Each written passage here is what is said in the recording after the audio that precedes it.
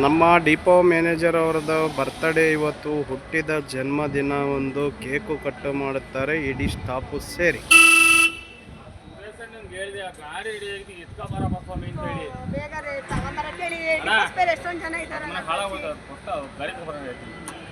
ಯಾವ್ದು ಇನ್ನೂ ಒಂಚೂರು ಕೆಲಸ ಐತೆ.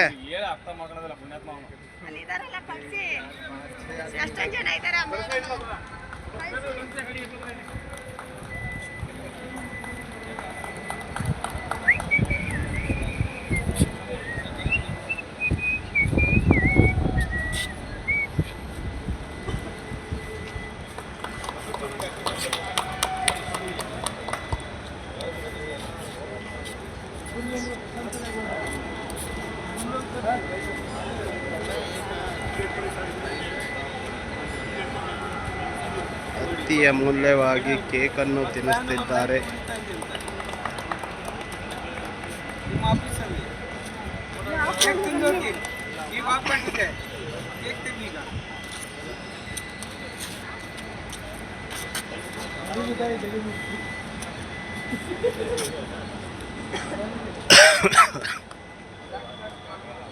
ಹದಿನಾರನೇ ನಂಬರ್ ಡಿಪೋ.